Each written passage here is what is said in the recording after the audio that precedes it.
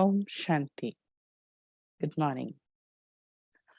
When we talk about what's controlling me or what's controlling you, it's a very interesting puzzle. Have you ever find that our mood is controlled by many different things? For example, um, the chair which I am seated into. So, have you seen yourself if you just be observative? Only the chair controls my mood. I have a different mood when I am sitting on a very comfortable sofa. I have a different mood when I am sitting on dining chair. I have a different mood when I am seated on an office chair or I am seated in a swing chair. So all the time, only the chair. As soon as I am seated on the chair, into the chair, I find myself have a different mood. So this is a very vague example which I am telling. Chair is controlling me. Apart from chair, there are number of thousands of things which controls me, my mood, my capacities, my present, they controls. So if we are in control of these things, then how could I get self-enlightenment? How many things you think we are in control of? We are in control of unknowingly. Unknowingly, I'm in control of my clothing. I feel comfortable with one type of clothing. I feel not comfortable another clothing.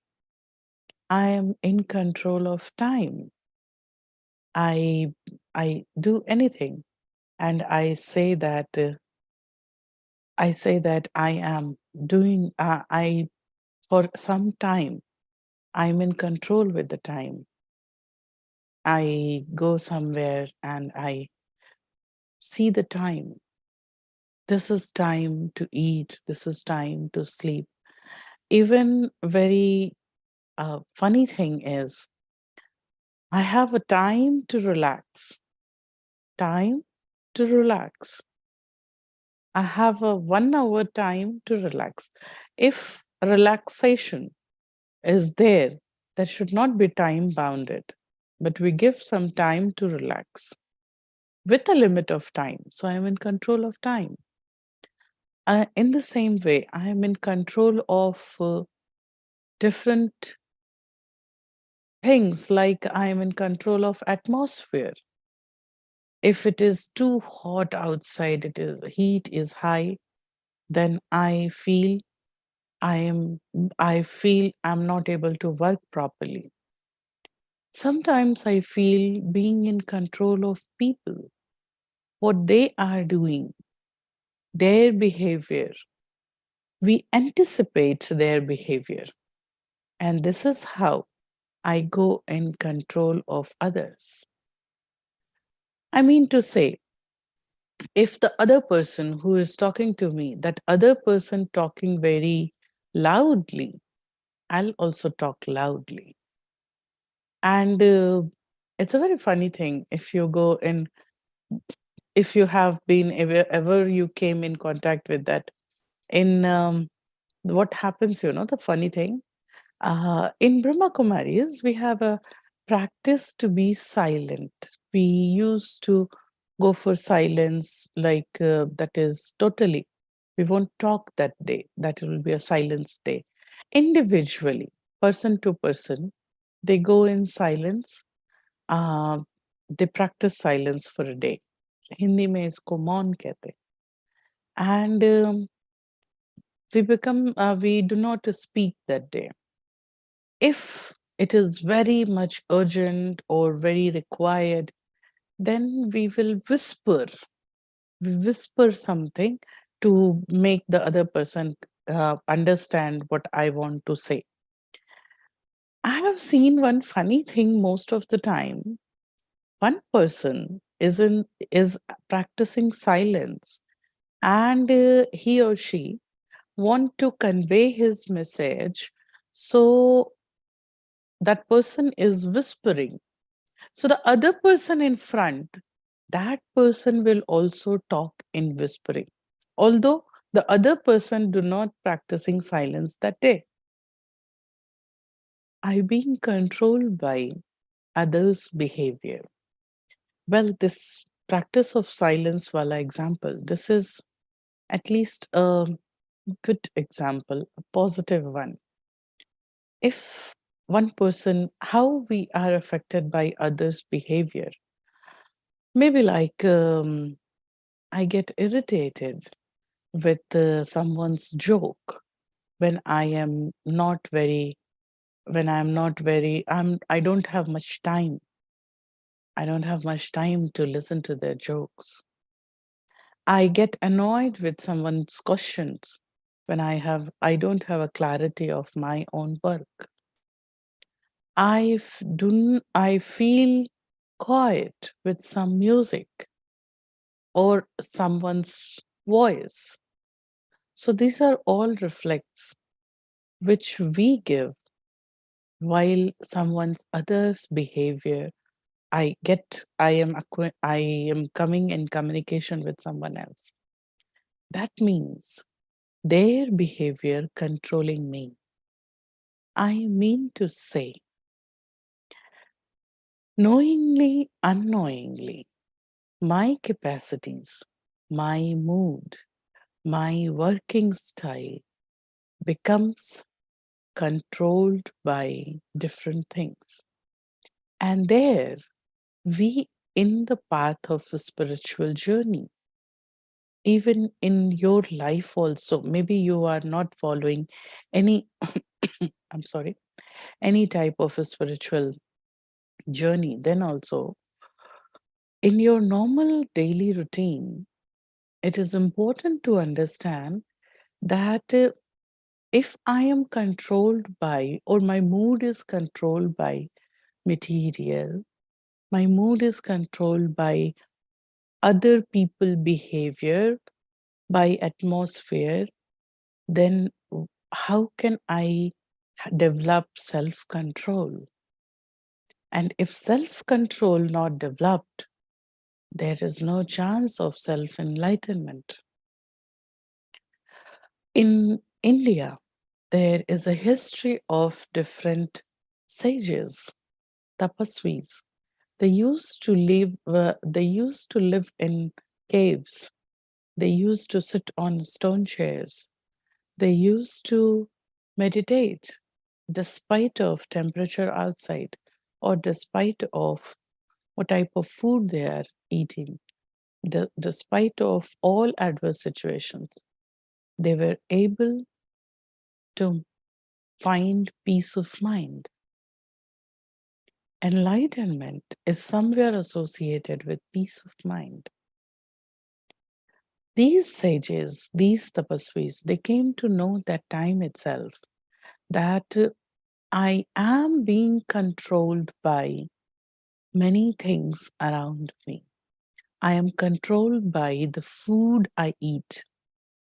I eat my likable food, my mood is good.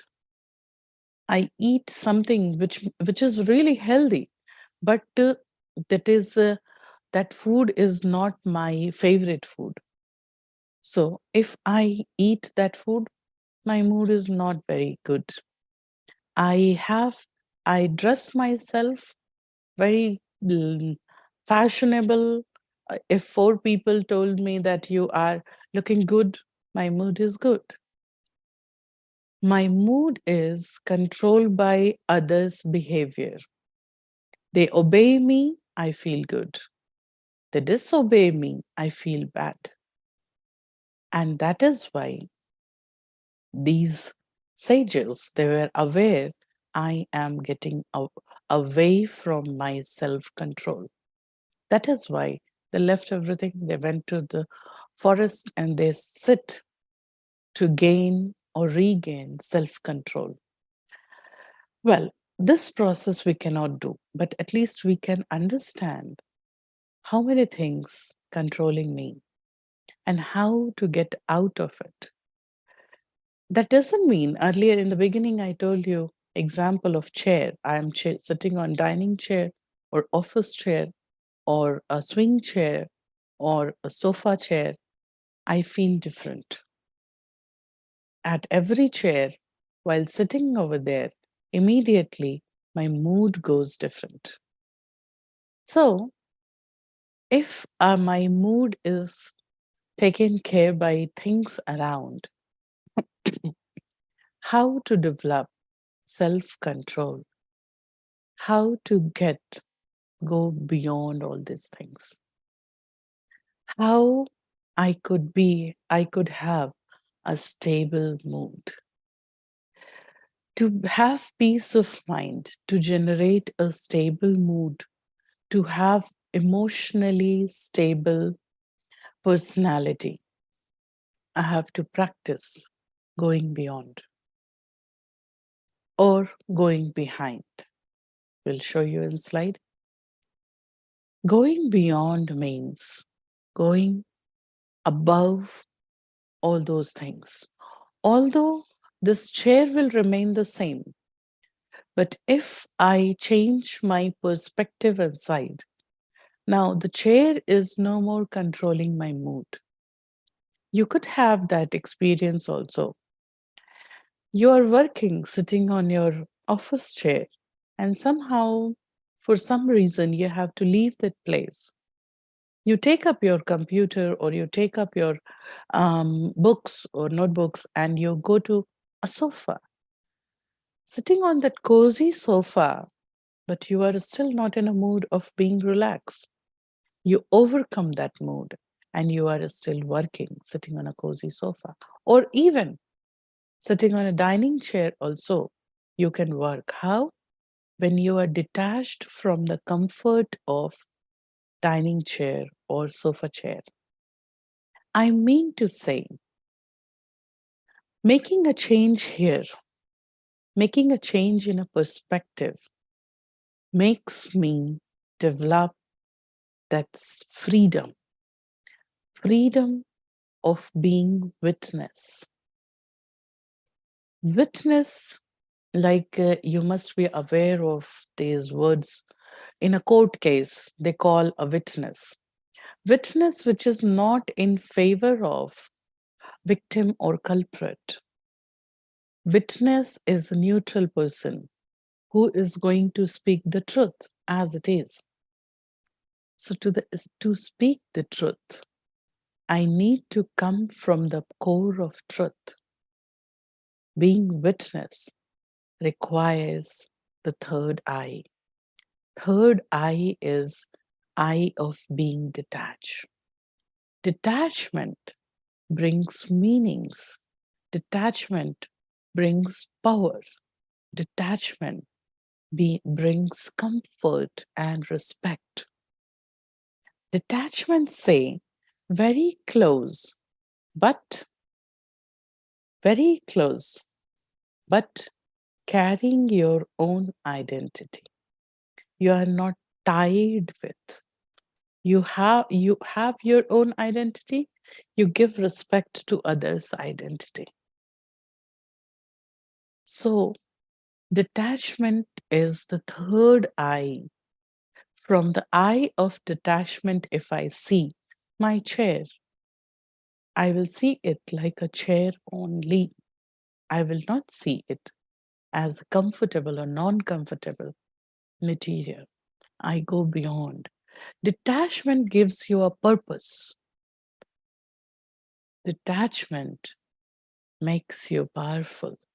And this is how, when you are witness to everything around you, no matter people coming to you with which mood, you are stable in your mood. You are using your good mood. You are using your knowledgeable, understanding. You are coming from the core of spirituality, that I am a soul. I see other souls being the part of this world eternal drama. And this is here we are free. Free from the bondages of, free from the hooks I'm hooked with.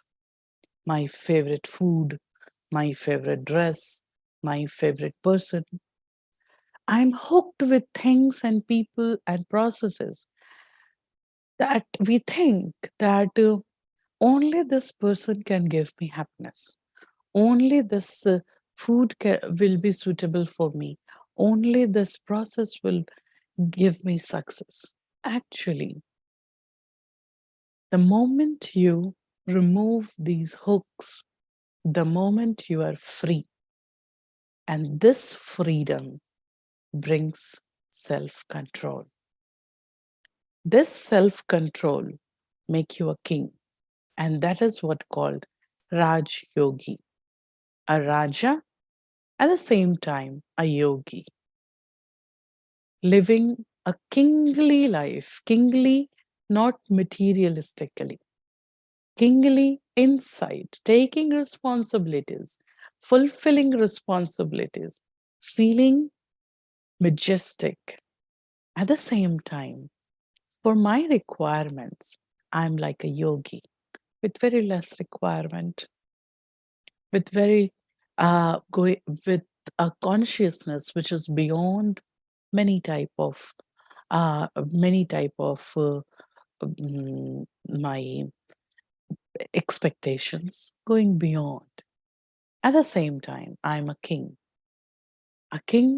who is happy, a king who is responsible, a king who spreads happiness, a king who is a caretaker.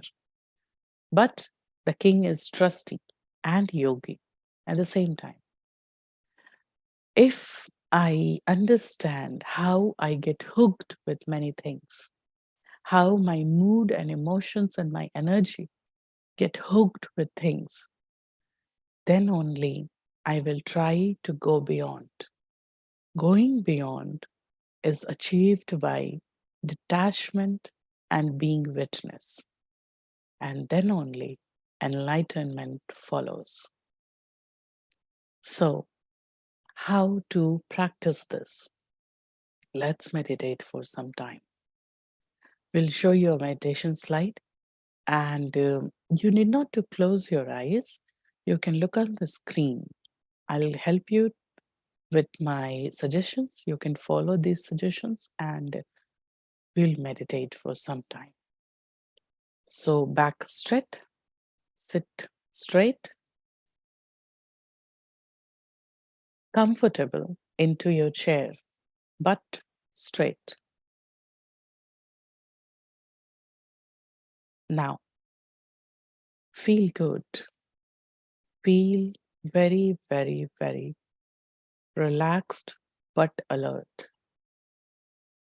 Keep your eyes open. Look at the screen.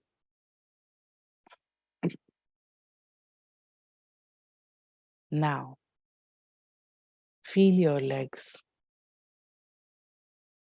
Feel your legs. Relax your legs.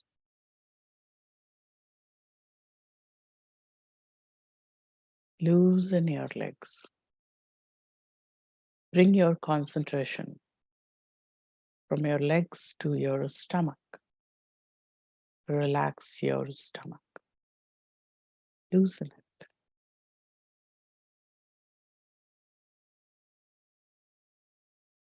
Loosen your stomach. From your stomach, bring your concentration to your chest and shoulders. Relax your shoulders. Relax it. Feel your shoulders loosen. Now feel your mouth pads. Relax your jaws, tongue, teeth. Relax your mouth. Feel your breathing. Relax your breathing. Very relaxed.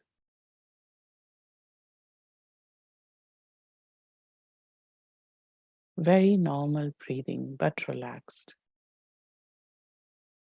Feel your eyes. Now gently close your eyes.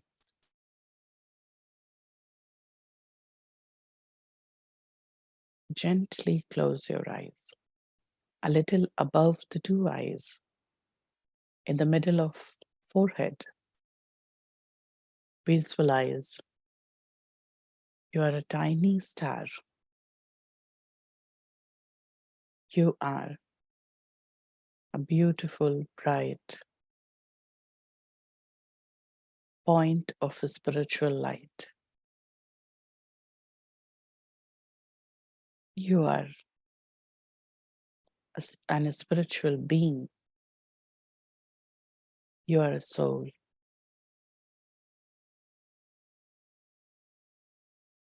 I, the soul, in the middle of forehead, I am radiating peace. Now, from this perspective, look at the people around. Keep your eyes closed, but just internally think about everything which is around you. Are you in control of these things? They are governing your mood and your energy.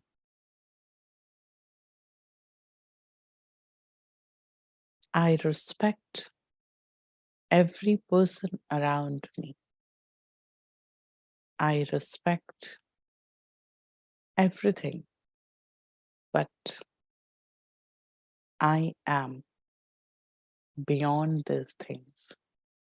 I'm beyond these relations also. I am an eternal traveler. I'm on a journey.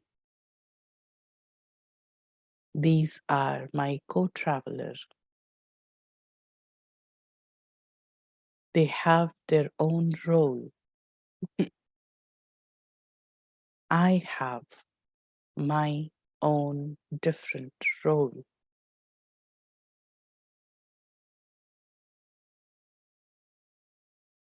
I am a peaceful soul. Visualize a star in the middle of forehead, radiating white rays. Visualize from your forehead. You are radiating white rays of peace in the atmosphere. Feel the air around you is getting cooler. People around you are becoming peaceful. The room is being filled with peaceful vibrations. I am peaceful being of light. Peace is my own nature. I am peaceful.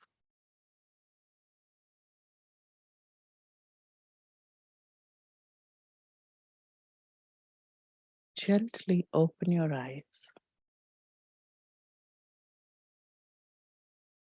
Basically, when we meditate, we go into the real spirituality, in my real identity. And there I become detached and witness. And so I sit in my right consciousness of being peaceful. And that is why the atmosphere around me, it changes. So meditation helps you to make peaceful. Meditation is not a magic, but it can do some magic when you practice it. So not being in control of material or people or process or atmosphere. I have control on myself. And now I inspire others, not control others. I inspire others to be peaceful. Thank you. Om Shanti.